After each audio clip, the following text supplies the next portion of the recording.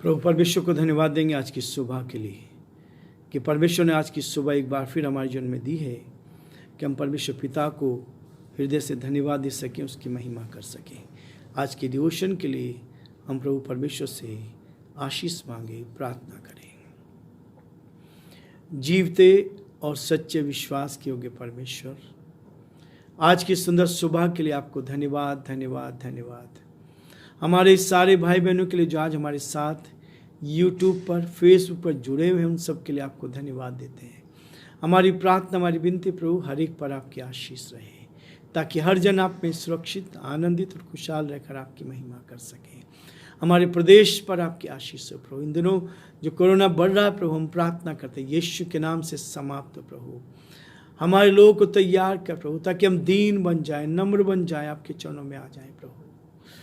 हमारे देश पर आपकी आशीष हो, देश के प्रधानमंत्री पर आपकी आशीष हो।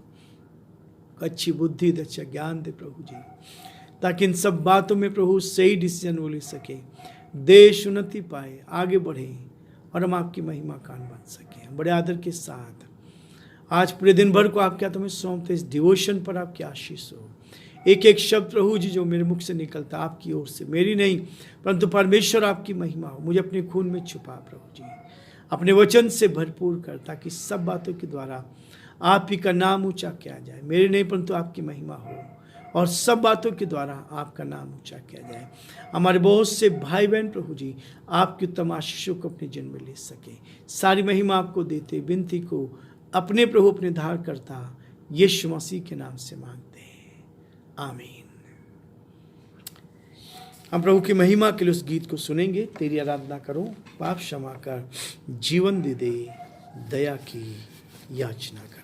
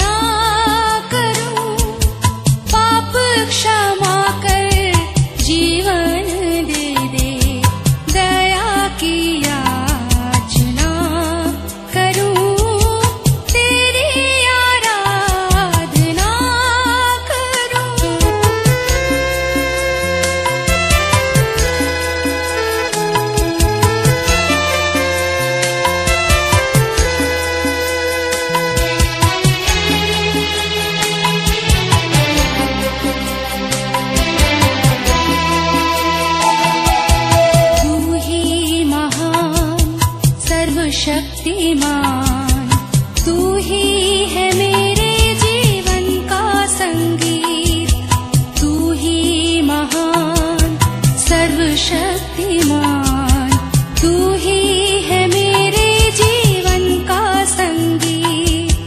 हृदय के तार छेड़े झनकार, हृदय के तार छेड़े झनकार, तेरी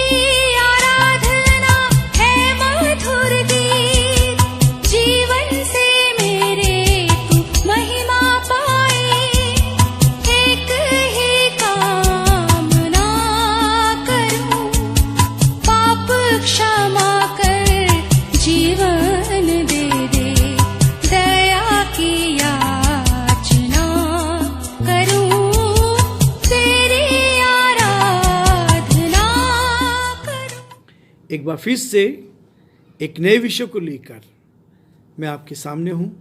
परमेश्वर आज हमारी मदद करें। आज की सुबह जब हम परमेश्वर के चरणों में हैं तो परमेश्वर के उस गहरे प्रेम को अपने जीवन में ले पाए।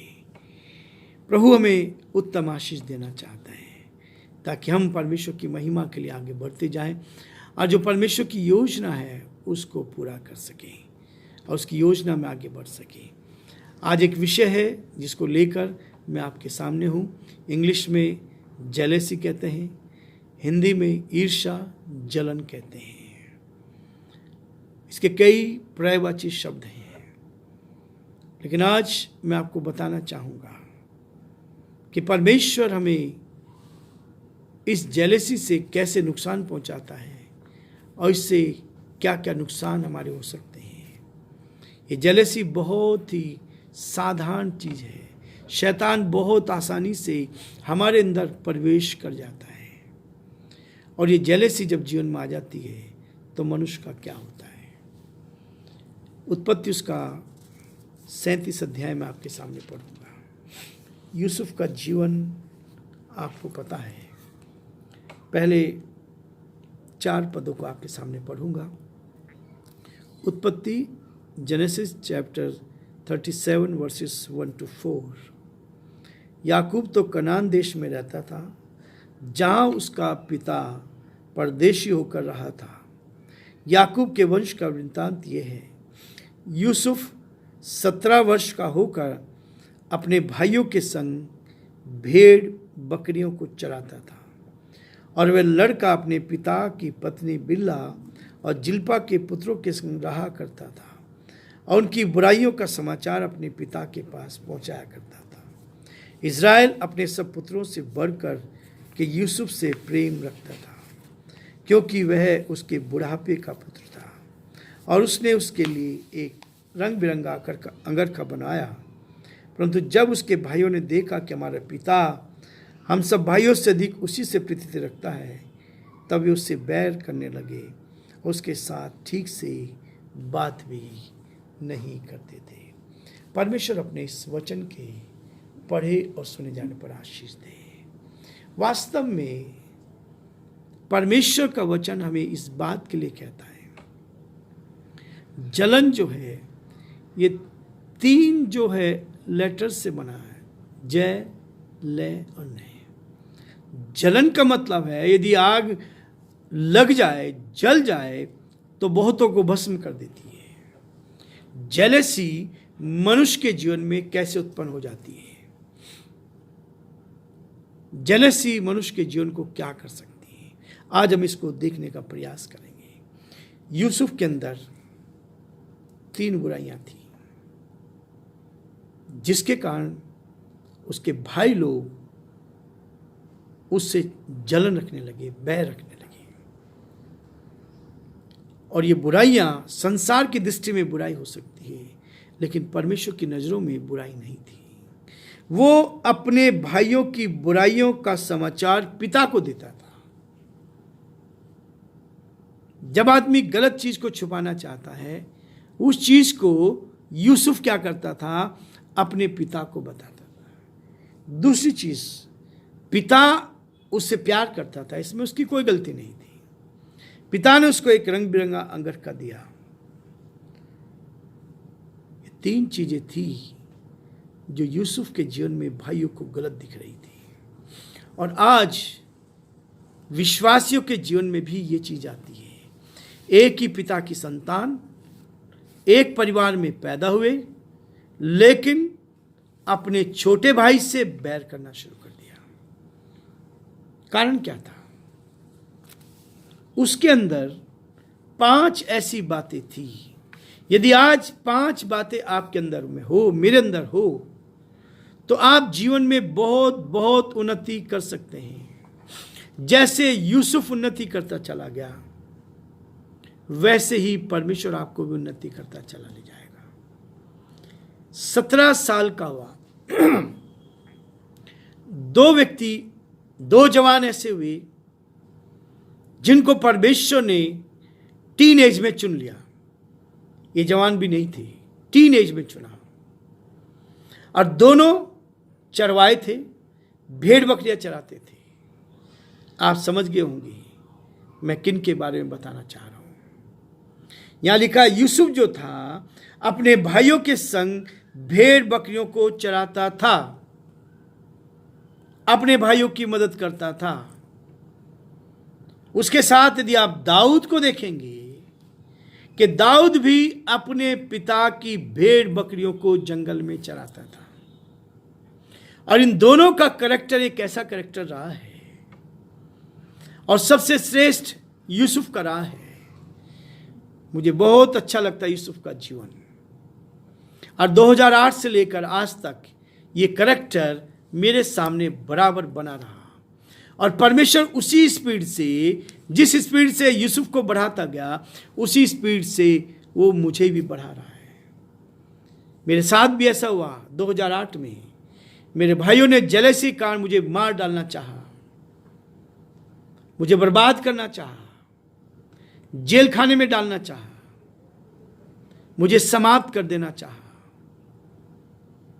लेकिन जब परमेश्वर हमारे साथ रहता है तो कोई हमें बर्बाद नहीं कर सकता। ईर्ष्या या जेलसी की परिभाषा क्या है? देखिए, जलन एक ऐसी दुर्भावना है जो दूसरों की सफलता, उपलब्धियां, योग्यताओं या अन्य बेहतर स्थिति देखकर उत्पन्न होती है। जब आप सफलता की ओर जाएंगे, दूसरे वहां तक नहीं पहुंच पा रहे हैं, वो आपके विरोध में गलत सोच रहे हैं, सफलताएं आपको मिल रही है, आप आगे बढ़ रहे हैं, उपलब्धियां आपको प्राप्त हो रही है, आपकी योग्यताएं बढ़ती जा रही हैं, अन्य बेहतर स्थिति देखकर आप जीवन में उन्नति करते चले जा रहे हैं, तब क्या होता है? ये जलन लोगों के अंदर आ जाती है। मेरे साथ भी आज भी मैं इसको भुगत रहा हूं, आज भी मैं भुगत रहा हूं। लोगों के अंदर जेलसी आती है, ये कैसे बढ़ रहा है, कैसे ऊंचाइयों तक जा रहा है। मैंने कभी नहीं सोचा था, लेकिन ये करैक्टर मेरे सामने रहा, मैं इसको फॉलो करता रहा। इसके अंदर 5 अच्छी बातें हैं। यदि आज आप 5 अच्छी बातों को अपने जीवन में ले लेंगे तो परमेश्वर इन 5 बातों के द्वारा आपके जीवन को यूसुफ के समान उस ऊंचाइयों पर ले जाएगा। 5 बातें आपके जीवन में यदि होंगी तो आप परमेश्वर की महिमा के लिए एक बड़े कार्य को कर सकते हैं। जब आप इस बात को देखेंगे कि परमेश्वर आपके साथ कैसे काम करता है, यह घातक इसलिए है, जेलसी ये बहुत ही खतरनाक है, क्योंकि इसमें व्यक्ति के हृदय से परमेश्वर तथा अन्य मनुष्यों के प्रति प्रेम और आदर और सहभागिता खत्म हो जाती है। जब जेलसी आपके अंदर आती है तो आप क्या करते हैं? पहली चीज, परमेश्वर से आपका प्रेम अलग हो जाता है, और जब आपका प्रेम परमेश्वर से अलग हो गया तो फिर आप मनुष्यों से भी प्रेम नहीं करेंगे, ऊपरी प्रेम करेंगे। उससे सहभागिता आप धीरे धीरे हटती चली जाएगी। कई बार हम सामने तो अच्छे कह सकते हैं, लेकिन पीछे वह दूसरों का भला सोचने के बदले बुरा सोचता है। यह चीज जीवन में आती है। जो जेलसी रखता है वो दूसरे का भला कभी नहीं कर सकता है, वो दूसरों की भलाई कभी नहीं सोचता, वो उसके लिए बुरा ही करेगा। वह न सिर्फ दूसरों के लिए समस्या उत्पन्न करने के लिए प्रयास करता है, वो सोचता है कि अगले व्यक्ति के लिए मैं समस्या उत्पन्न कर दूंगा। जो बढ़ रहा है, जिसकी उन्नति हो रही है, उसको मैं गिरा सकता हूं। लेकिन वह ना सिर्फ दूसरों के लिए करता है, परंतु अपने स्वयं के अंदर कुड़न और अशांति को अपना विनाश कर लेने देता है। विनाश की ओर चलता है वो। ये कुड़न आ जाएगी, जलन आ जाएगी, एक दूसरे के प्रति द्वेष की भावना आ जाएगी, बैर आ जाएगा। जैसा यहां पर हम देखते हैं यूसुफ के भाइयों के अंदर यही चीज हुई। वे नहीं कर पाए। क्यों नहीं कर पाया? क्योंकि यूसुफ के अंदर 5 ऐसी बातें थी। पहली बात थी, यूसुफ जो था खराई पर चलने वाला व्यक्ति था। आज परमेश्वर यदि आपको पसंद करना चाहता है तो आपके जीवन में खराई को चाहता है, मिलावट नहीं चाहता, मिलावटी जीवन नहीं चाहता। वो ऐसा जीवन चाहता है कि आप खराई से चले, समझौते का जीवन नहीं चाहता। आज हम बहुत जल्दी समझौता कर लेते हैं। यदि हमें उन्नति की ओर जाना है और कहीं रिश्वत देनी है, रजिस्ट्रेशन करना है, रिश्वत देनी है, तो हम रिश्वत दे के आगे पहुंच जाते हैं। हम सोचते नहीं हमने बहुत बड़ा काम किया, नहीं, ये परमेश्वर की नज़रों में गलत काम है। इसलिए दूसरा जो रिश्वत नहीं देता, जो गलत काम नहीं करता, वो उन्नति की ओर आगे बढ़ जाता है और हम पीछे रह जाते हैं और फिर जेलसी सामने आ जाती है। यूसुफ खराई से चलने वाला था। दूसरी चीज थी उसके अंदर, परमेश्वर पर उसका अटल विश्वास था। परमेश्वर पर भरोसा रखना, एक ऐसा विश्वास कि परमेश्वर मेरे साथ है। हर कठिन परिस्थिति में जब उसके भाइयों ने उसको कुएं में डाल दिया तब भी परमेश्वर उसके साथ था। जब उसको इस्माइलियों के हाथ में बेच दिया गया तब भी परमेश्वर उसके साथ था। उसका विश्वास परमेश्वर के साथ था। और जब पोतीफर ने उसको खरीद लिया एज ए गुलाम के रूप में, तब परमेश्वर उसके साथ वहां था। और जहां जहां परमेश्वर उसके साथ रहा वहां वह उन्नति करता चला गया। अटल विश्वास था। एक घटना यदि यहां देखें, जब यूसुफ 17 साल का था तब वो मिस्र देश में बेचा गया और पोतीफर के घर में आया। 11 साल यूसुफ ने पोतीफर की, उसकी पत्नी की सेवा की, ईमानदारी के साथ, सच्चाई के साथ। उसका प्रतिफल क्या मिला? जेल मिली। यदि वो समझौता कर लेता तो शायद उसको जेल नहीं मिलती, पर वो समझौता करता तो थोड़े समय के लिए था, पर बर्बाद हो जाता। और उसने समझौता नहीं किया, इसलिए उस समझौते का प्रतिफल बहुत बड़ा परमेश्वर ने दिया। आज परमेश्वर मुझे आपको भी, यदि संसार में हम समझौता नहीं करते हैं तो परमेश्वर मुझे और आपको बहुत बड़ा इनाम देना चाहता है। क्या इनाम दिया? देखिए, उत्पत्ति उसका 41 अध्याय और उसके 41 पद से मैं आपके सामने पढ़ूंगा, या उससे पहले 38 पद से पढ़ूंगा। यहाँ लिखा है, इसलिए फिरौन ने अपने कर्मचारियों से कहा, क्या हमको ऐसा पुरुष जैसा यह है जिसमें परमेश्वर का आत्मा रहता है मिल सकता है? आपकी गवाही दूसरे लोग दें, आपकी गवाही दूसरे कर्मचारी दे, आपकी गवाही राजा आपकी गवाही दे कि वास्तव में इस व्यक्ति के अंदर परमेश्वर की आत्मा रहती है। और जब परमेश्वर की आत्मा रहती है, देखिए परमेश्वर की प्लानिंग। यदि पोतीफर के घर में समझौता कर लेता तब वो 28 वर्ष का था। जब छोटी उम्र का था तब पोतीफर की पत्नी का ध्यान उसके ऊपर नहीं गया, लेकिन जब वो जवान हो गया, जब वो 28 वर्ष का हो गया, परमेश्वर उसको ऊंचाई पर ले जाना चाह रहा था, तब उसका ध्यान उसके ऊपर आ गया। वो उसको गिराने की कोशिश कर रही थी, लेकिन परमेश्वर का धन्यवाद हो, उसने समझौता नहीं किया। यदि वो पोतीफर की पत्नी के साथ समझौता कर लेता तो आज उसकी परिस्थिति ये नहीं होती। फिरौन उससे नहीं कहता कि इसमें पवित्र आत्मा रहती है, परमेश्वर की आत्मा रहती है। देखिए क्या इनाम मिलता है। आज परमेश्वर के सेवकों के लिए सबसे बड़े इनाम रखे हैं। वो कहता है, 41 पद में लिखा है, फिरौन ने यूसुफ से कहा, सुन, मैं तुझको मिस्र के सारे देश के ऊपर अधिकारी ठहरा देता हूं। ये खराई से चलने के कारण, परमेश्वर पर अटल विश्वास रखने के कारण, इसलिए परमेश्वर उसको यहां तक लेकर आ गया। और वो कहता है कि मिस्र देश के ऊपर मैं तेरे को क्या करूंगा, मैं तुझे ठहराऊंगा। फिर फिरौन ने यूसुफ से कहा, सुन, मैं तुझको मिस्र के सारे देश के ऊपर अधिकारी ठहरा देता हूं। तब फिरौन ने अपनी अंगूठी निकालकर यूसुफ के हाथ में पहना दी। पोतीफर के घर में करता तो अंगूठी नहीं मिलती, पोतीफर के घर में मिलता तो उसको मलमल के वस्त्र नहीं पहनाए जाते। पोतीफर के घर में समझौता कर लिया तो उसके गले में जंजीर नहीं डाली जाती। यदि वो पोतीफर के घर में समझौता कर लेता तो उसको रथ पे बिठाकर नहीं घुमाया जाता। यदि वहां समझौता कर लेता तो उसके साथ लोग सामने घुटने टेक कर उसको दंडवत नहीं करते। यदि यूसुफ समझौता करता तो इतनी बड़ी आशीष उसको नहीं मिल पाती, वो वहीं तक सीमित रह जाता।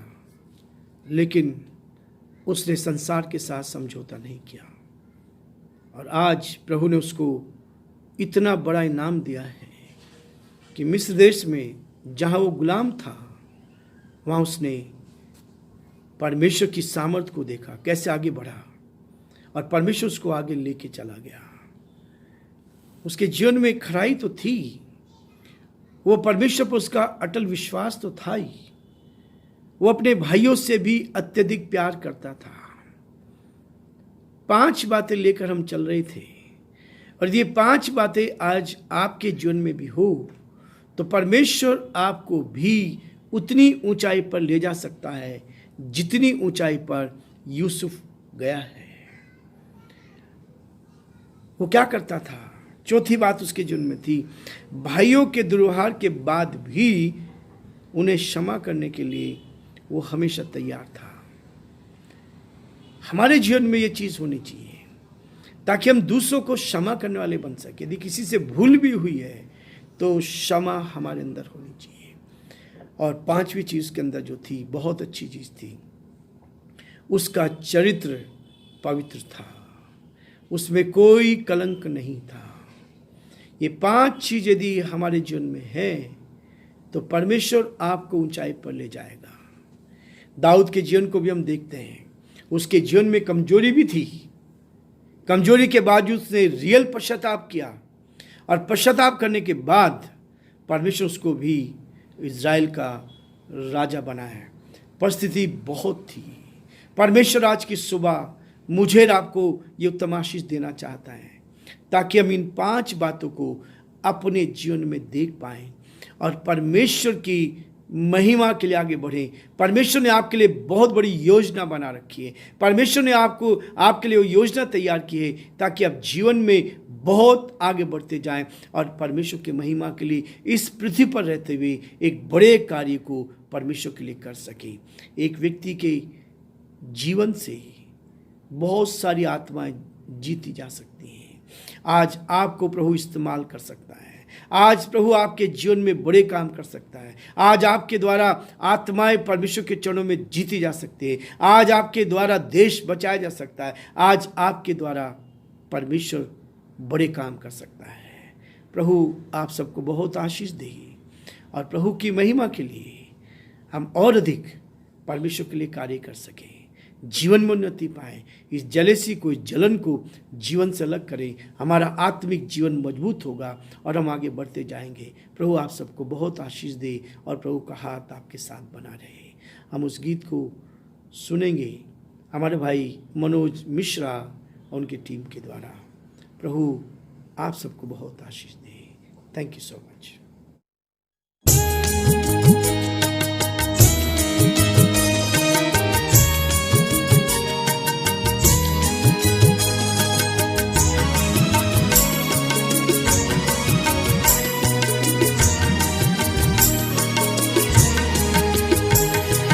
यीशु मेरे,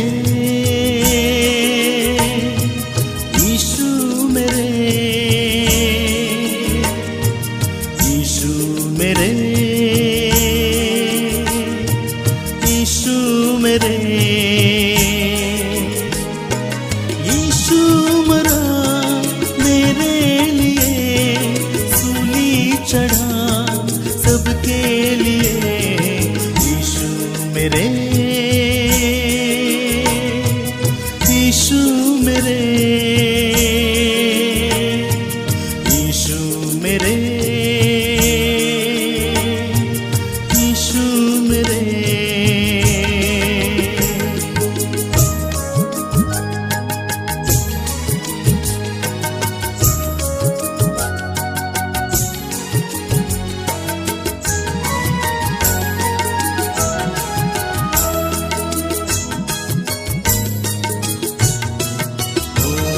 लहू भी बहाया, कीमत चुकाई, कोड़े भी खाए मेरे लिए। लहू भी बहाया, कीमत चुकाई, कोड़े भी खाए मेरे लिए। जहाँ भी गया है बनाने को घर, आएगा वो मेरे लिए। यीशु मेरे, यीशु मेरे, यीशु मेरे, यीशु मेरे।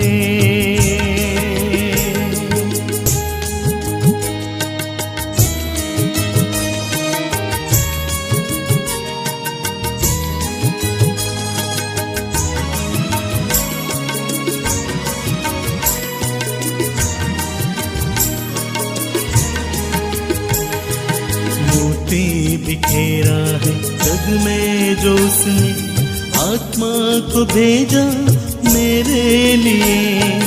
मोती बिखेरा है जग में जो उसने आत्मा को भेजा मेरे लिए।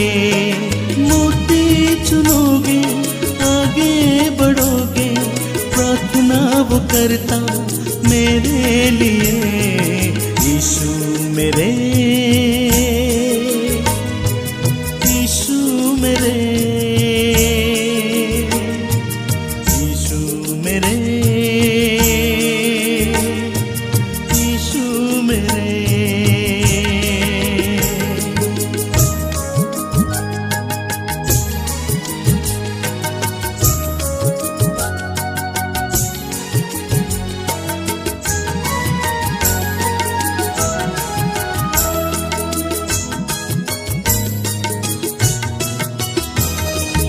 आत्मा बचाया, रूह मिलाया, दान मिला है मेरे लिए। आत्मा बचाया, रूह मिलाया, दान मिला है मेरे लिए।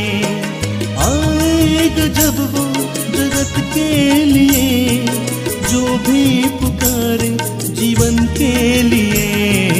यीशु मेरे, यीशु मेरे, यीशु मेरे, यीशु मेरे, यीशु मेरे, यीशु मेरे, यीशु मेरे,